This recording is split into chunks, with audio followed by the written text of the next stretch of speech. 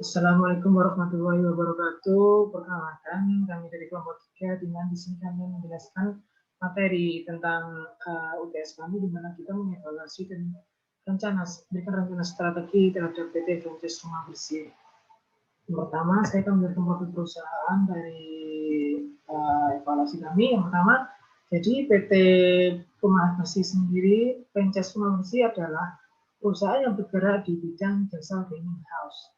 Kita bisa melakukan cleaning dari rumah, mobil, dan untuk perabotan-perabotan yang ada di rumah. Yang berpusat di Surabaya dan sekitarnya. Kemudian kita sudah memiliki 16 franchise yang tersebar di Surabaya, Gresik, Mojokerto, Sidoarjo, dan Malang. Dan setiap tahunnya kita mengalami kenaikan pendapatan sebesar 40%.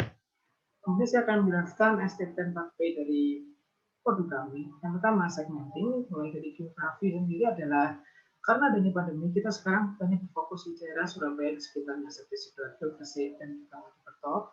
Psikologisnya adalah masyarakat yang tidak memiliki waktu untuk membersihkan rumah secara mandiri, dan juga masyarakat yang takut akan penularan atau penyebaran COVID-19 dan membutuhkan pembersihan rumah secara menyeluruh.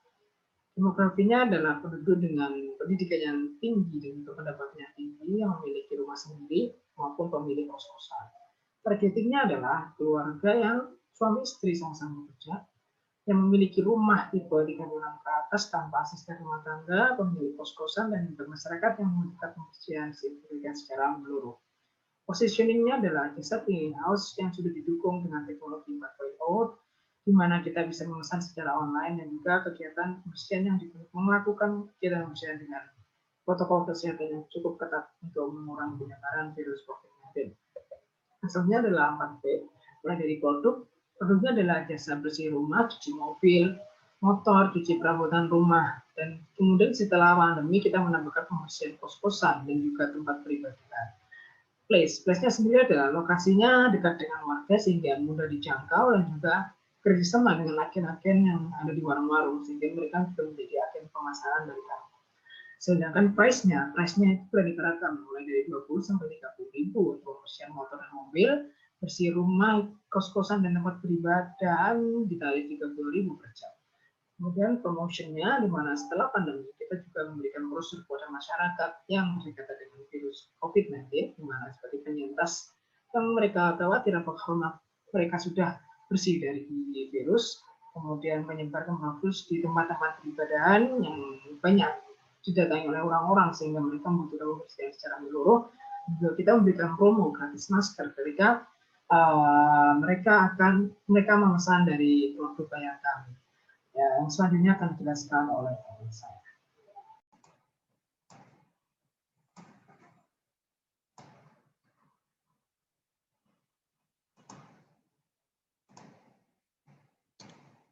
Selamat malam, saya Budi Swanto akan menjelaskan tentang analisa SWOT sesudah pandemi COVID-19.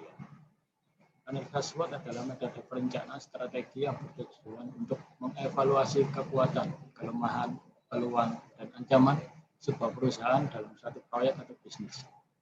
Dan saat ini sudah saya jelaskan dan cantumkan gambaran secara garis besar dari setiap analisa untuk diperhitungkan ya.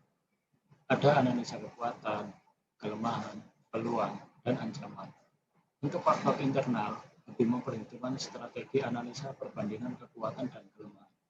Antara lain, seperti meningkatkan promosi dan pemberian bonus kepada pelanggan, dan mungkin memaksimalkan kebutuhan pelanggan dengan memberikan harga yang lebih terjangkau. Dan untuk faktor eksternal, lebih memperhitungkan strategi analisa perbandingan peluang dan ancaman. Antara lain, seperti menerapkan protokol kesehatan yang ketat dan disiplin, dan memperbarui mesin dan peralatan yang lebih bagus, sehingga dapat menghemat biaya pengeluaran. Mungkin sekian presentasi dari saya. Terima kasih. Berikutnya kami akan menyampaikan terkait dengan growth opportunity perusahaan ini, yaitu yang terbagi menjadi 4 hal. Yang pertama adalah intensive growth.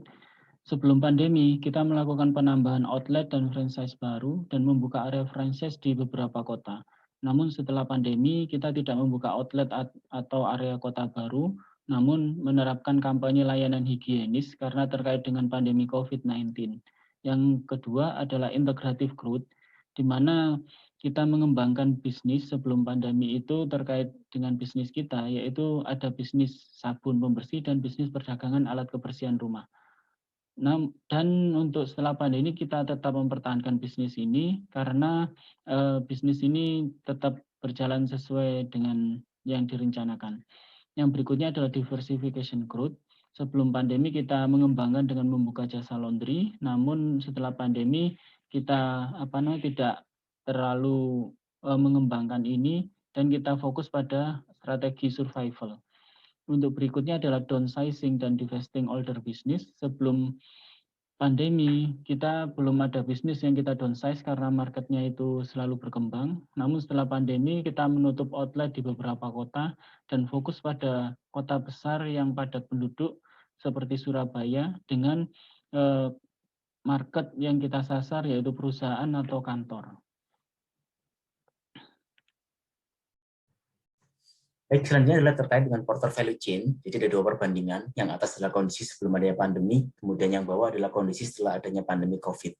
Pada kondisi sebelum adanya pandemi, sebagaimana dilihat, tidak terdapat sesuatu hal yang menonjol. Jadi sifatnya hanya bagaimana berkonsentrasi atau berfokus pada penjualan, kemudian berfokus pada pesaing agar bisa bertahan. Kemudian di era pandemi ini ada beberapa pengembangan, yaitu untuk yang primary activity, yaitu inbound logistik yang semula ada di beberapa daerah, kemudian terpusat di Surabaya.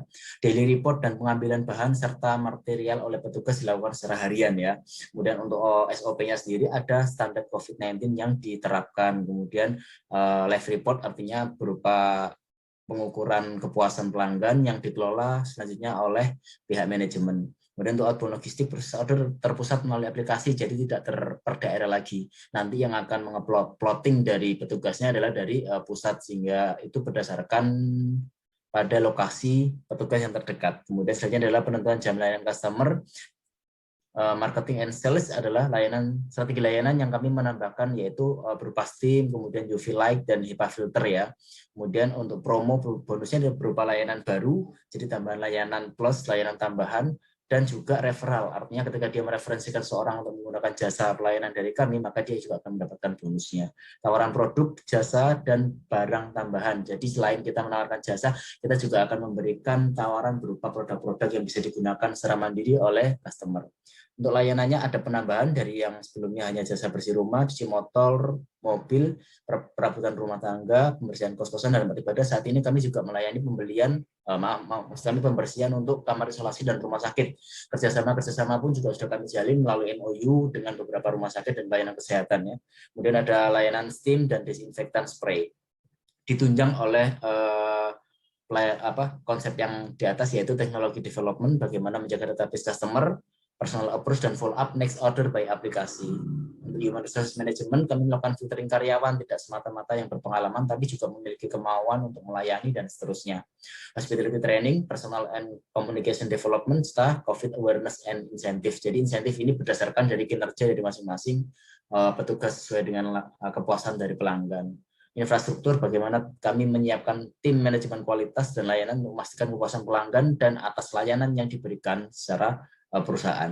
Dan yang terakhir, procurement, bagaimana kami menjalin long-term agreement dengan supplier material habis pakai dan melakukan endorsement dengan merek peralatan terkenal sehingga bisa menghemat, mengurangi biaya operasional maupun biaya investasi pembelian peralatan. Demikian, terima kasih. Ya, terima kasih Pak Gunadi. Berikutnya analisa 5 Force Porter. Dalam analisa 5 Force Porter ini ada beberapa kekuatan perusahaan yang dianalisa, yaitu persaingan antar perusahaan sejenis, ancaman pendatang baru, ancaman produk substitusi, kekuatan tawar-menawar pembeli, kekuatan tawar-menawar pemasok. Ya, berdasarkan analisa 5 kekuatan tersebut didapat beberapa strategi yang dapat dikembangkan untuk perusahaan, yaitu untuk sebelum pandemi, yaitu menambah diferensiasi produk jasa, harga yang lebih murah dari pesaing, peningkatan sistem informasi untuk pelanggan, penambahan modal usaha untuk mengembangkan usaha. Dan untuk setelah pandemi, memperkuat dan menambah diferensiasi produk jasa, harga yang lebih murah dari pesaing yang pada saat pandemi, peningkatan sistem informasi untuk pelanggan, peningkatan pelayanan, penambahan modal usaha untuk mengembangkan usaha, memberikan sistem pembayaran yang sangat mudah, Dan yang terakhir adalah penambahan protokol-protokol dalam pelayanan jasa home service. Ya, selanjutnya akan dijelaskan oleh Mas Irisat. Ya, terima kasih Mas Isan. Selanjutnya yaitu kompetitif strategi, yaitu bagaimana perusahaan berstrategi untuk tetap survive atau bahkan menjadi leader di sektornya. Yang dapat dilakukan oleh perusahaan yaitu 1. Fokus beroperasi di Surabaya dan menutup 2 gerai lainnya yang berada di Gresik dan Sidoarjo untuk efisiensi. Yang kedua yaitu menambahkan opsi tarif luasan berdasarkan area kerja untuk memberikan jaminan bahwa pekerjaan dapat diselesaikan.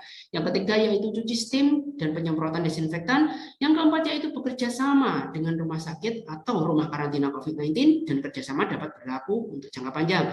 Yang kelima yaitu diskon layanan pembersihan kos sebagai persiapan kondisi new normal, tentunya dengan syarat dan ketentuan. Yang keenam yaitu memberikan awareness melalui media-media yang dimiliki oleh perusahaan dengan konten seperti yang pertama testimoni, yang kedua yaitu bagaimana perusahaan tetap menjaga profesionalitasnya dan menerapkan selalu protokol kesehatan dan juga melakukan swab secara berkala kepada para pegawainya dan lain sebagainya. Selanjutnya akan dilakukan oleh Mas Irwan. Terima kasih. Point of difference kriteria. Jadi ada 3 kriteria untuk ini yaitu desirable, deliverable, dan differentiated.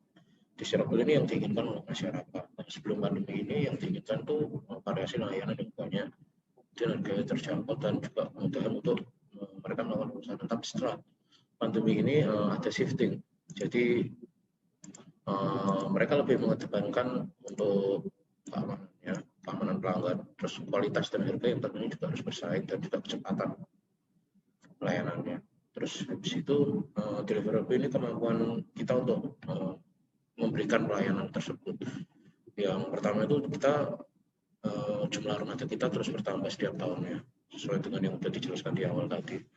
Terus waktu tunggunya ini masih bisa dikontrol, itu sekitar 1 jam.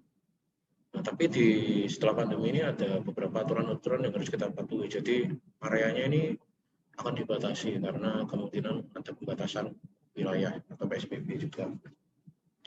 Terus jumlah armada untuk area tertentu ini tentunya akan meningkat karena armada-armada di area lain akan dikonsentrasikan di satu tempat. Terus kemudian pembeda atau diferensiasinya.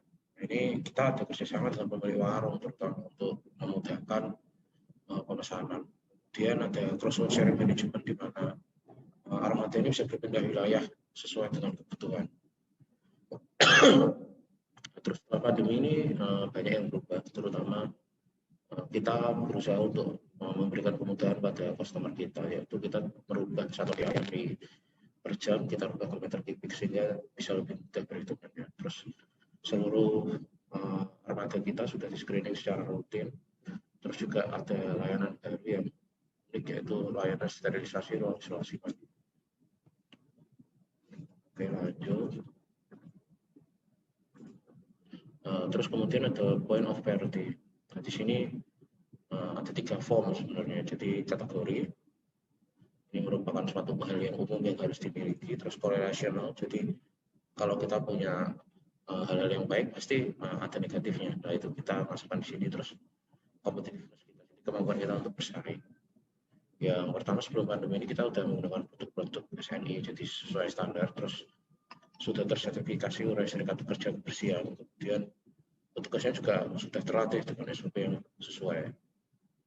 Tapi setelah pandemi ini kita juga memiliki hal yang baru, yaitu harus sudah swab rutin ke customer dan pelanggan. Terus itu ada produk baru misal sterilisasi ruangan terus standar dan operasional yang muncul itu demand-nya pasti naik. Jadi sebelum pandemi itu demand-nya naik. Jadi kita perlu penambahan armada. Terus waiting time-nya itu memang masih terkontrol, semakin lama semakin tinggi. Terus area yang dijangkau juga sangat terbatas karena armada kita juga masih terbatas.